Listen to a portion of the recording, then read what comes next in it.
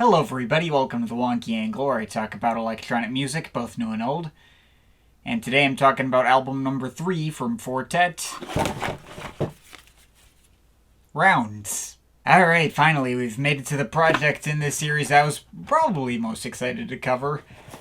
Some people may remember a long time ago when I made my favorites of all time list back in 2016. I ranked this album all the way up at number 29.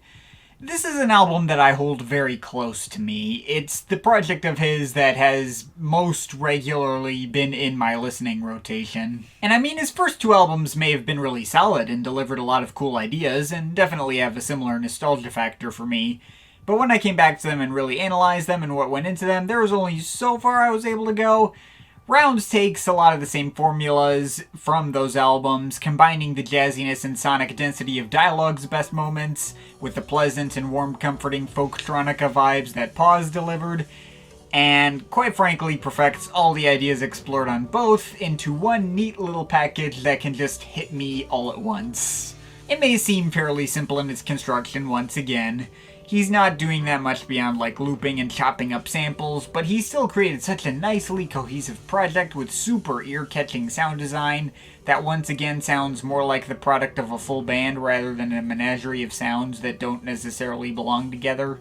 10 tracks and not a single one that feels out of place or doesn't offer something that other tracks on here couldn't already do better. I was slightly worried after doing my video on Pause and not loving that project quite as much as I remembered that I was going to pick up on something here that made it seem not as special in retrospect as well. But no, it instead felt like a major noticeable step up from that last album, and I already thought Pause was great, so you know. I will say there is a limit to how replayable this thing can be. If I listen to it too many times in a short span of time, then its effect does in fact wear off. But I do think it is telling that this is something that I know from experience and has happened to me multiple times over the years. I may have listened to this thing a lot. But yeah, for the most part, I got nothing but praise for Rounds. Just from the way this thing starts with the track Hands. That is such an incredible opener right off the bat. Just a little build-up with the heartbeat sounds getting enveloped with all these stuttering melodic pads. Then just bursting out in this kaleidoscopic payoff with all these cascading acoustic drums, jazzy broken up electric piano chords, the kind of thing that sounds like it could have been pulled from like the solo from the outro of like this jazz band performance right at their final note. But the way it's looped makes it sound perfectly natural, and like all these bursts of shifting instrumentation were in fact the way the groove was supposed to go all along. And that's even before he brings in a different drum break underneath it to really give those free-flowing samples a lot more structure and grounding. It's so good. It's so freaking good. And from there you get a track like She Moves She, which has a lot more in common with the stuff he was doing on Pause. Simple loops of acoustic guitars and plinking bells going over simple drum breaks, relatively low-key and pleasant mood created there. But there's like a bit more flair to this one that other tracks like, say, Glue of the World and Everything Is Alright don't have.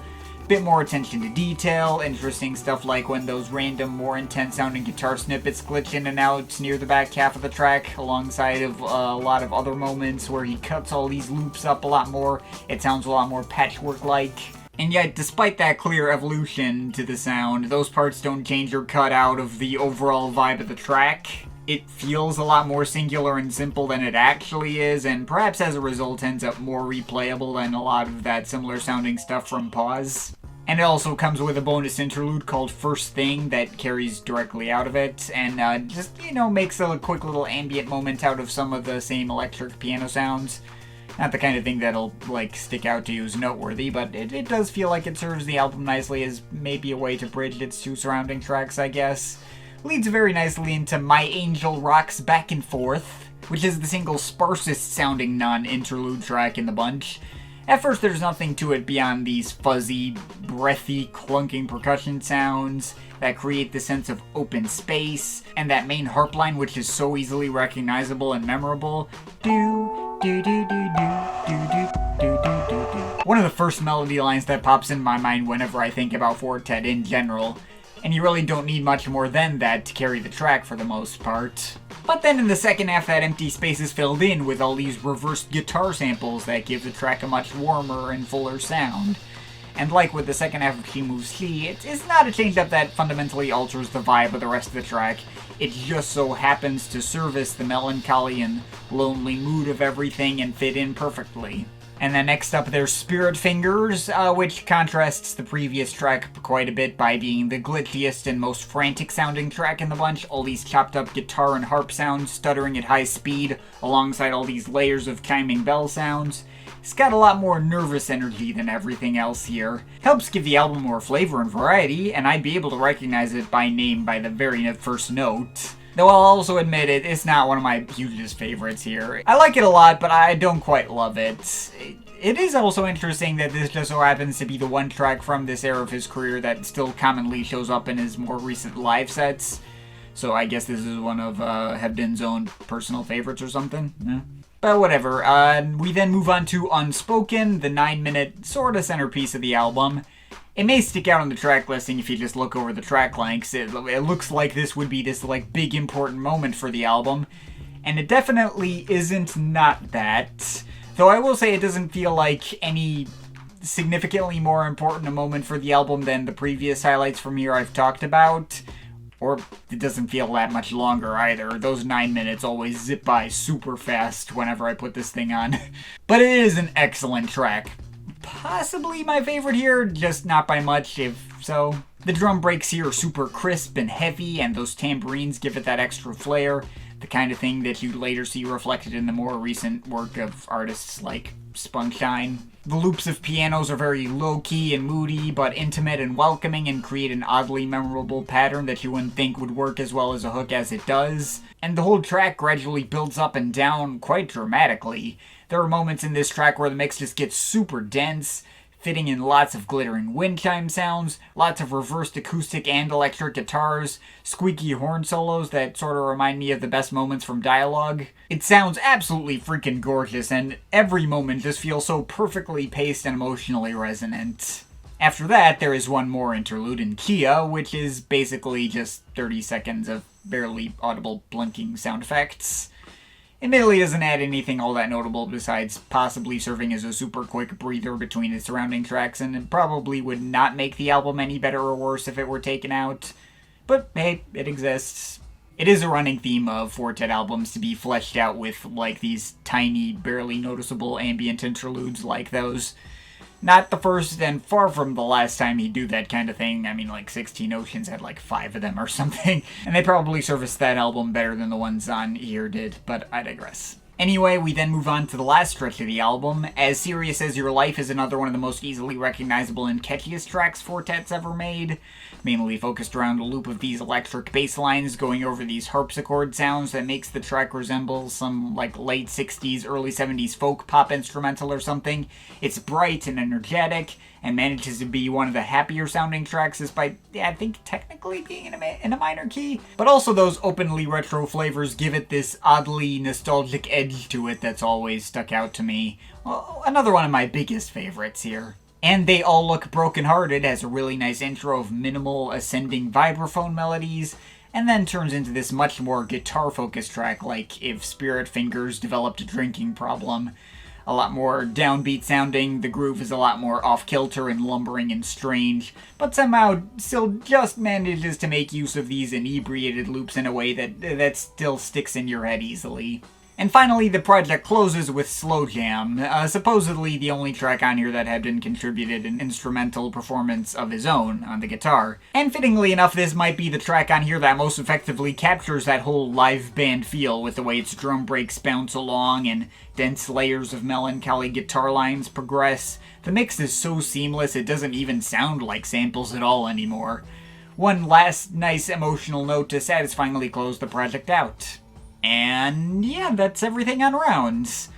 Some reissue versions also come with a bonus live concert from 2004, including this one here, which combines the material from this album with some stuff from Dialogue and Pause, and has tons of drawn-out, glitchy jam sessions with it.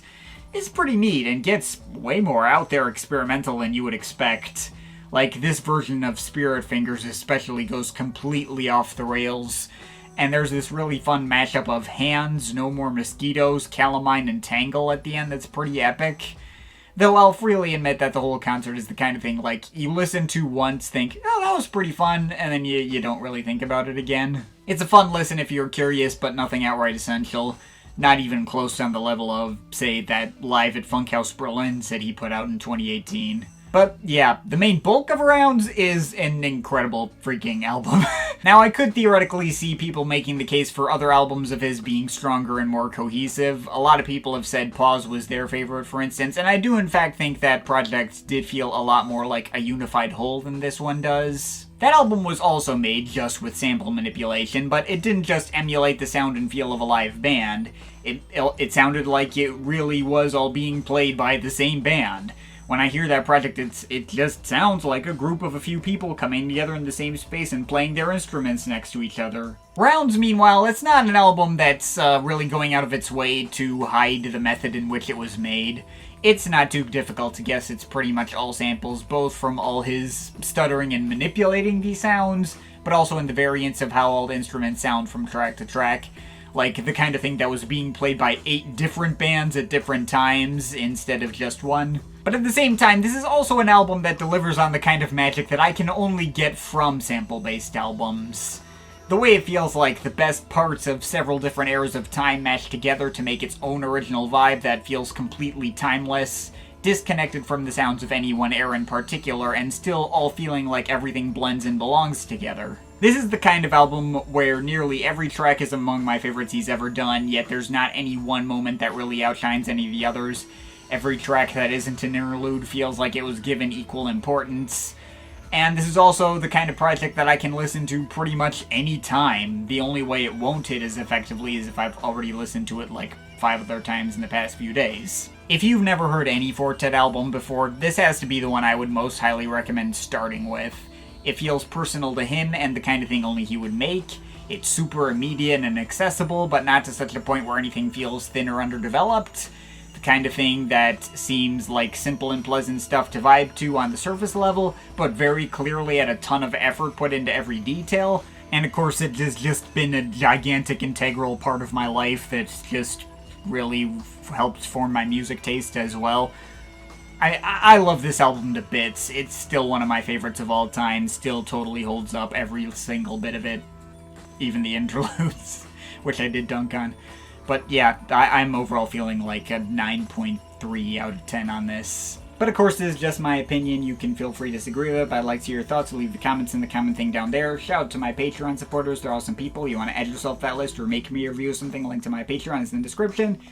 But yeah, that's pretty much it. That's all for today. See you next time.